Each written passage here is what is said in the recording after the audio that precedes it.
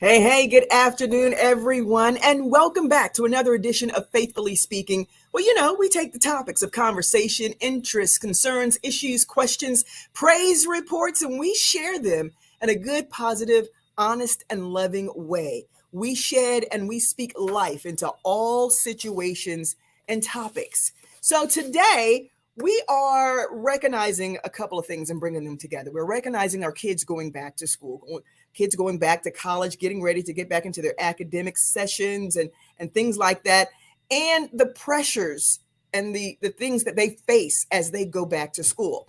This is also, September is also National Suicide Prevention Awareness Month. So, as I mentioned, I wanted to bring both of those together. So, we wanted to talk about our kids and the challenges they face as far as mental health and the challenges there. So, who better to talk to than a professional? And I think I told you throughout the week, I've got an awesome professional who's going to join us. And she really is. She's a licensed clinical social worker associate. She's an outpatient mental health clinician serving our kids, school age children there in Durham. This is what she does every day. She talks to our kids on their level of what they're going through. So please help welcome to Faithfully Speaking our guest today, Miss Tamiya Dortch. Hello, Melissa. Hello, Tamiya. How are you? I'm well. I'm excited to be joining you in discussion about school and mental health for our kiddos. And so, as they've gone back to school already, I think it's so vital for our parents to understand how to support their kids in some of the challenges that we'll talk about as the conversation progresses. So, Absolutely. Welcome, Tamiya, to Faithfully Speaking. And this couldn't be a much better time to talk about it. You're talking about our kids. We got mamas and daddies looking in. We got grandmas that were raising their grandchildren who are like, yes, please give me some education about what to do with my babies. Absolutely. We prayerfully have our kids in our prayers each and every day. It says, raise up a child in the way they should go, and when they grow old, they will not depart. But we've got to make sure, even past us praying, that we're reaching out and doing the right things to reach them. God says use that wisdom. So sometimes that wisdom comes from other places. And that's why we have Faithfully Speaking, so we can connect with people like you and share that wisdom. Absolutely. So start off by telling us a little bit about, who you are and what you do on a daily basis. Yes. So as Melissa stated, I am a licensed clinical social worker associate. So I'm provisionally licensed, working toward becoming fully licensed here in Durham, North Carolina.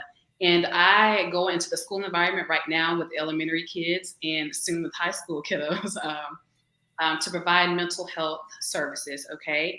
And that looks different, right, for every kid. And so that can range from anxiety, depression, ADHD, self-esteem, lack of identity. I mean, a myriad of challenges that our kids go through. So I'm going into school, I'm providing psychoeducation because I believe in educating first. Before intervention, I believe in education, and our kids are not too young to learn about these things. So I make certain that on an age appropriate level that they understand what they're facing, and then I intervene, coping strategies, stress management, whatever the case is. So that's what I'm doing on a daily basis, creating a sense of safety, understanding their language, because kids have language, their own language. Okay? They do. And so I believe as a clinician, I'm getting down to their level and I'm understanding how they speak, and I'm returning that same thing back to them so that they can know that, okay, she hears me. And so that's what I do on a daily basis. Yeah. You kept mentioning today and what we have to do and what the kids are facing now. They face so many different things today than what we used to back in the day. I mean, even today, one of the main stories was that Northern High School there in Durham was on lockdown because of a stabbing incident. Right. Just a few months ago, Hillside High School, when school was in, there were some students who went, I believe, on lunch or something, and it came back and there was a shooting and one of them died. These are things that they're having to deal with. I mean, I remember going to school back in the day, and, maybe there was a fight or so, people got to arguing, but that was the extent of it. Yeah. So, while you're there and during your day and working with these young people, what are some of the main issues that you find plague our youth? What are some of their major concerns? Well, some of the major challenges that I think plague our youth is centered around anxiety and depression, self-esteem, body image, and their identity, especially in regard to social media. And I think the major concerns is that, will I be happy again, or will my family be knitted again, or am I enough? Those are a lot of the challenges that they're having cognitively when they're having some of these issues. And so my thing is to make sure that they understand how to articulate what it is they are facing. And some kids may not even know how to articulate it, right? All they would have to go off of is what they're feeling in their bodies, right? And so I make sure that, because kids have a hard time or aren't able to fully articulate what's happening with them, that I'm providing those opportunities for them on an age appropriate level to say, hey, I feel this in my tummy. My tummy is hurting, or my heart is racing. And it can be through a visual presentation, right? Sometimes we just can't get to our kids by way of just talking to them and staring at them, right? It's visual presentation and helping them really get to the bottom of what they're experiencing. So those are some of the major concerns and issues that I'm seeing with my kids from day to day. And Tamaya, as you said that, kids will get these, as much as we feel like we can, keep a lot of things away from them, they're going to get it, whether it's from social media or television. Mm-hmm. We can censor those things, but That's then right. they're going to go to school, and That's little right. Joey's brother may have did something, and he's in high school, and he's going to share it with your kid, and the next thing you know, he's coming back saying, Mama, Joey's brother got this, this, and this. What is this all about? So how do we, as parents, as adults, as aunties, as grandparents, just Mm-hmm. notice what's going on in our kids? And is there anything that you can give us to do before they have to come or get to you? Anything that we can do in between? That's right. I think it is important for our parents to recognize patterns, right? We know our kids more than anyone else. And so if you're noticing that your kid has been upset or sad for a couple of weeks or even a month, we're saying, hey, something's not right. Let me find a way to address this and address it comfortably so that my child feels safe talking to me.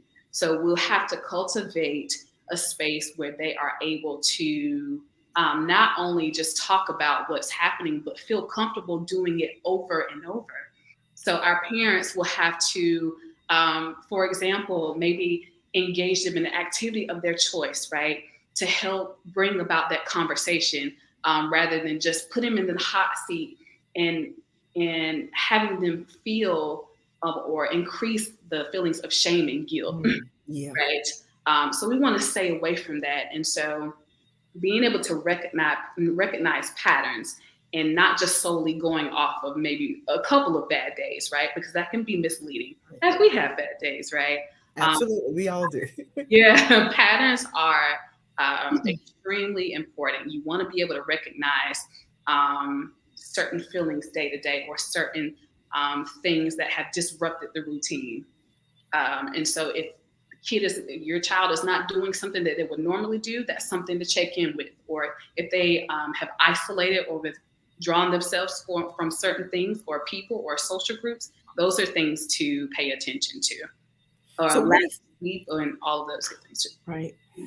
You mentioned that isolation thing, because Yeah. that usually, especially when those teenage years, Oh, yes. they seem to, they're becoming themselves. And Mm-hmm. we as parents, kind of that whole detachment kind of thing, how do we notice that it's not them just becoming themselves, but yet there is something that I need to address? And if they don't want to, and usually we as a parent are the main ones they want to shut off. I don't want to, I want to deal with this by myself. That's How right. do we say, hey, look, it's okay for you to go talk to someone else? Hey, look, why don't Mhm. you go talk to someone else? Right. And this is why I'm so thankful for the accessibility of school-based mental health services in the school, because it's accessible, and that we can have those conversations about how comfortable they are seeking other help, not just just throwing them to talk to somebody that they really don't want to talk to, but Right. actually having a conversation with children in regard to what it will yield, what the help will yield, and how we care. we care about what you're feeling, and we want to help you feel seen and heard, right? And not to judge what you're going through, because in any parent, we would want our child to have it together. We don't want them walking around sad, or we don't want them misbehaving or anything of that sort. But when parents are able to place their feelings aside and understand that, okay, I need to have a deep conversation with my child, so that one, they know that I'm here. Two, they understand that help doesn't mean that they're a failure. Because that's one of the other concerns too. If I'm getting help, that means that I failed at what I'm doing. And so helping to just kind of bridge the understanding between help and the results that it can yield. Right. How do you address, or how can we address bullying? I know bullying is one of the major aspects. Yeah. And on both sides, how do you help your kid that's being bullied to the point that they don't get to a place of, having suicidal thoughts? And then you being the parent of the child that is doing the bullying. That's right. So I know that's two separate, Oh, yes. Yes, I'm going to talk about two different standpoints. So I'm going to start with the school environment. I think it's important that schools are reinforcing that there's no tolerance for bullying, okay? And that there are policies and there are procedures and steps that are taking to make sure kids are safe, right? Mm-hmm. For example, if I'm having a kiddo, which I've had some of these experiences last year, if I'm having a kiddo that's experienced bullying, I think that teachers, schools should intervene immediately. That's not something that we should have to wait for, or we shouldn't have to wait to separate these kids at the end of the week versus right now. Those type of just intervening quickly to make sure that the parent knows that the school understands what's happening, right? And that we are ultimately making sure that we're cultivating a space of safety for our children. And so from a parent aspect, making sure that we advocate for our child, right? Having that language to advocate and check in and say, hey, do we have this in place, right? What can we do about this, right? Can we have an action plan for this, right? If my child becomes bothered in this area, how can you all support my child during school hours? Those type of things that we can make sure that we're doing to make sure that we're addressing the issue hands-on. From a therapist standpoint, I would come in and making sure that I'm telling them it's not their fault, and that there's nothing wrong with them, because those are some of the automatic thoughts that hit our kids. Even when we're talking about social media, right? There's something on social media that hits their mind to say, hey, I need to be that, or I want to be that. And then they're going to school realizing that everyone else has also had exposure to that. And if they're not that thing, they're automatically being teased, right? And so just making sure that it's not their fault, and making sure that we are aware of stages of development that will help us be confident in our abilities and who we are, and making sure that we embrace them, empower them. Yes. So let's go to social media. Absolutely. See, that's something we didn't have to deal with. Okay, I'm not even going to speak for you. I'm over 50. Social media was not something we had to deal with. Yes. We as older, we're like, why do you take what they're saying on social media so much to heart? But they do. Mm-hmm. What is the impact of social media, and how does it play on their mental health? Oh my goodness, there's a significant impact on what I just mentioned as the automatic thought that I need to be this. Right. And it takes away, as we know from the values that we learned growing up, and it takes us away from our true selves, and it just keeps kids away from being able to socially interact with other children and be comfortable with who they are ultimately in their abilities, how they show up, how they present themselves. It affects every area, right? And so body, and even in body image, we figure out that we have to not eat this thing so that we can be a skinny mini, or, those types of things that really, really fix us cognitively and ultimately make us feel like we are not enough Yeah. for anything that's around us. And so those are that it significantly impacts in the school environment. It not only impacts them in social groups, but you begin to see that their academics are falling because of the anxiety and depression that comes from dealing with those feelings, it being unmanageable. Right. And the whole popularity with it. It's like if I Mhm. don't have this many followers, then I must Right. not be popular. Or if you don't have as many, I mean, it's Hmm. like a whole competition thing That's right. on That's social right. media that really mentally, Hmm. kind of affects our young people. Absolutely. So, what would you say? And I think you've hit on some of these are some of the things that result in what's going on that affects our kids. I know you mentioned anxiety. Hmm. What are some of the top ones that maybe we as parents should look out for? Yeah, so you want to look out if you're dealing with anxiety. You want to look out for, start with the physical symptoms like feeling dizzy or feeling sick, right? Or even in bowels, right? Because a lot of anxiety comes from that. Sweating, increased heart rate. Those are some of the physical symptoms that you want to pay attention to in your child. And even in situations where kids are having adjustment issues, right? When there's transitions, even in the school environment, when they're transitioning into something, those are some of the type of symptoms that you can look out for. Physical, cognitive would be more of your nervous feelings, your intrusive Mhm. thoughts, right? Your excessive worrying and just just unable to maneuver in some of the daily tasks that you're supposed to do. And so all of those symptoms are disrupting a routine. So disruption in routine, right? Parents would have to make sure that they're paying attention to. Right. Uh, yes. Okay. Okay. Um, as we go along, if there's anything that I know you do this on a daily basis that you would Yeah. like to share, Hmm. I know eventually as us as parents, we've got Hmm. to learn how to communicate, and I think that's the Right. biggest thing That's is right. that communication thing. As they get older, we're used to talking to them as they were kids and they were open. Yeah, mommy, I want to tell you everything, and the next Right. time I want to tell you everything, mommy and daddy. Too, I'm not telling you anything at all. Anything at all. So I love communication. Even in personal life, I've grown to just communicate more because it's essential for connection. And so when parents are wondering how to communicate with their child, it can be easy. It doesn't have to be a hard thing. It doesn't have to be as hard as we make it to be.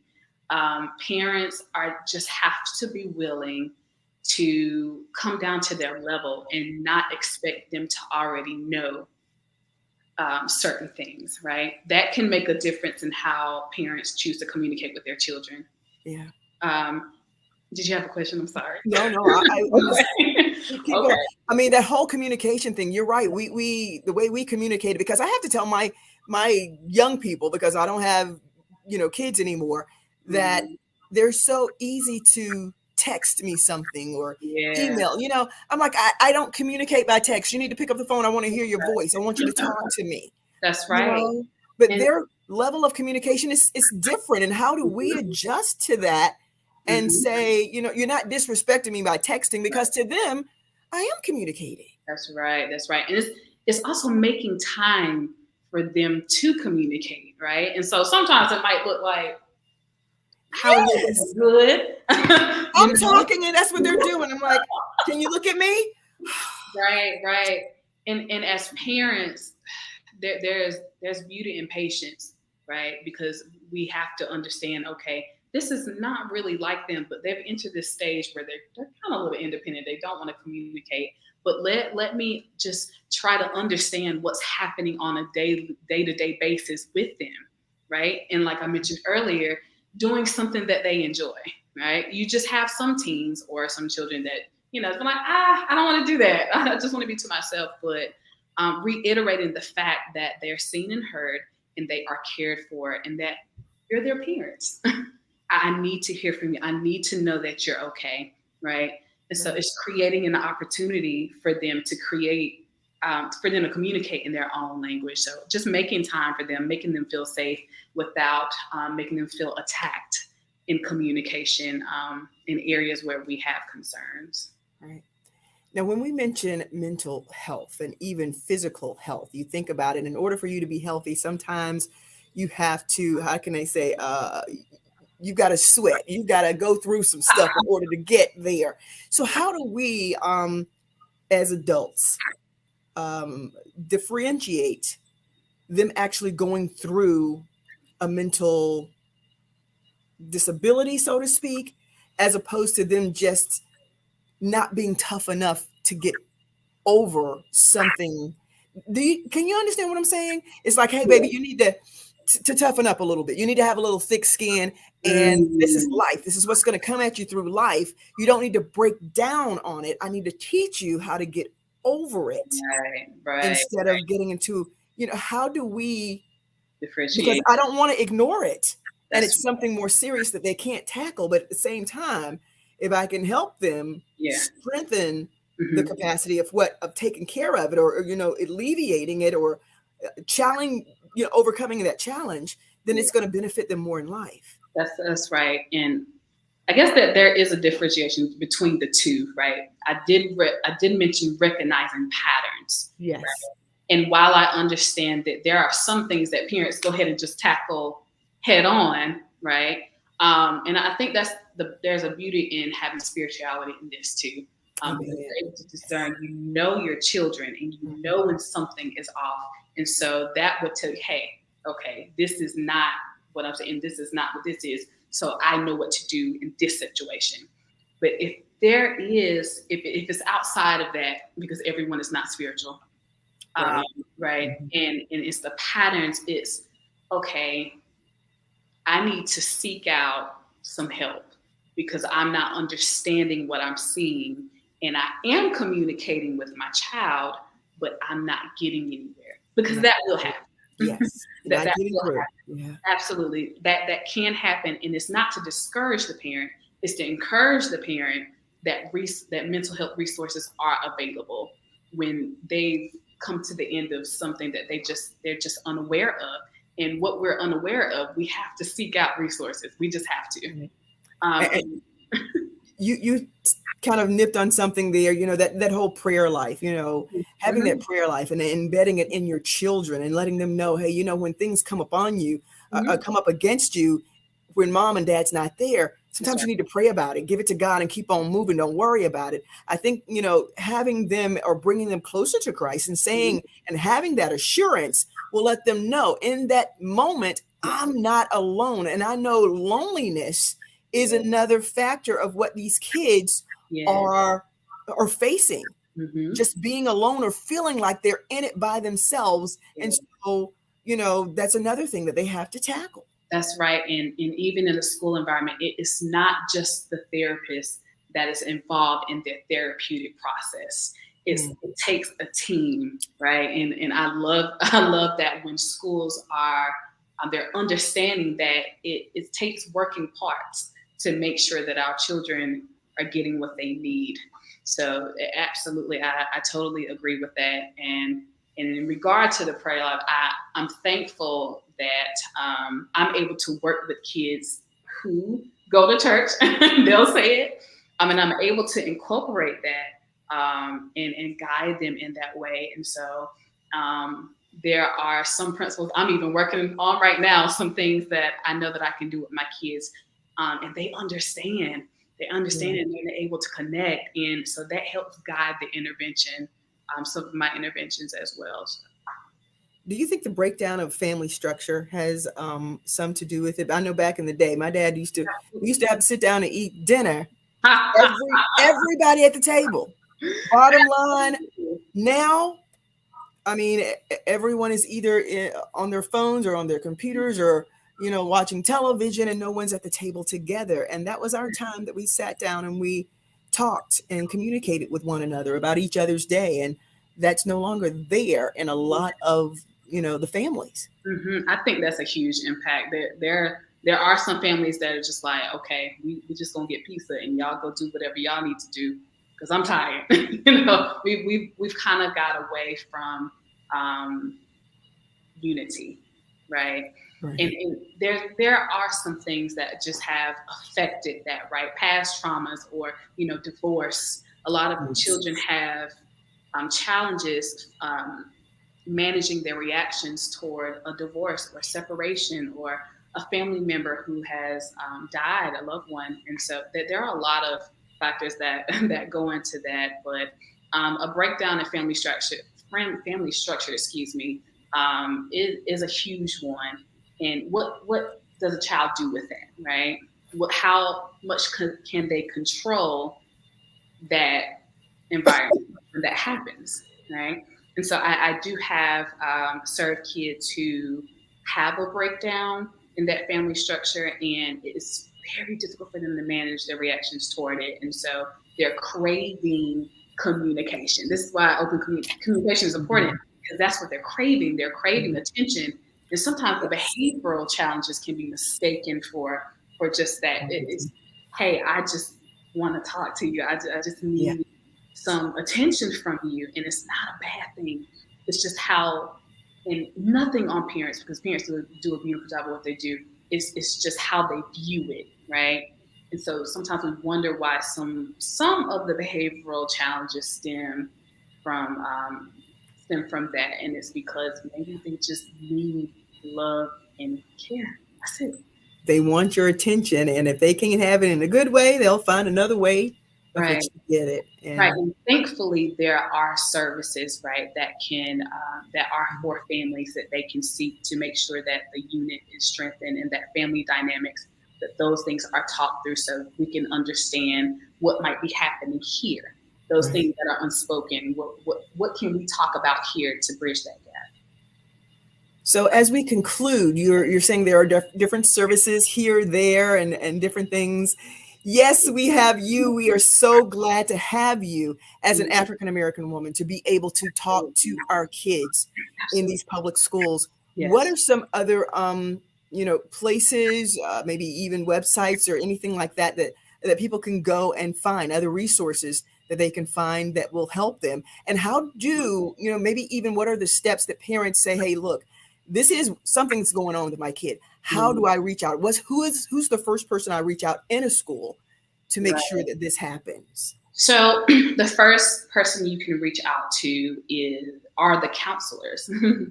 The counselors are there also to provide support, and most likely they have the information for whomever the clinical resource is for that particular school.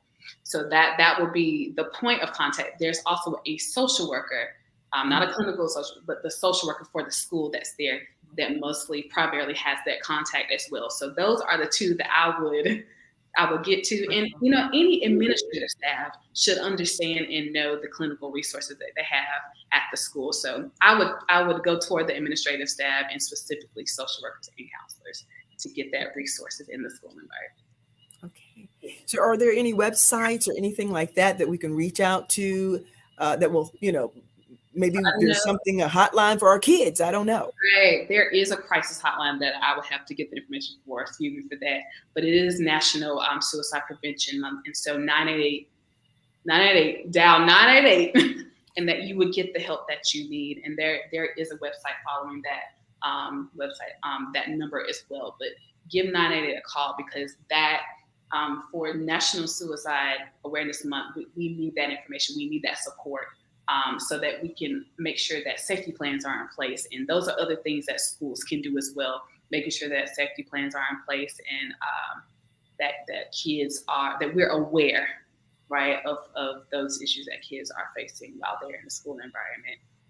Right. Well, Tamaya, you have been absolutely wonderful hanging out with us. Before you go, I know you have social media. I mean, I don't want you to be flooded, but the thing about it, you just told them you was going to give them the 988 number. I'm going to give y'all. And they're like, Yes. well, so how do I call her? How do I get in touch? We're That's not right. going to give out your telephone number, but they can So, follow you on social. Where? you know what? I work at Upward Change Health Services. So I'm under the CEO of Missy Austin, right? So we're a community-based service for individuals who have developmental disabilities, mental health disparities, and substance abuse victims. So I'm there, and that telephone number is 919 682 5300. Okay. And so we offer outpatient services, which is our lower level care. We do peer support. We have QPs and clinicians going out in the community, making sure that they take a recovery focused approach to make sure that folk have information for how to access housing, and equipping them with skills, coping strategies, and advocacy skills. And we also offer intensive in-home, which is our higher level of care, just to make sure that we're stabilizing the family unit. So we offer those three types of level of care. And, there's some other resources out here.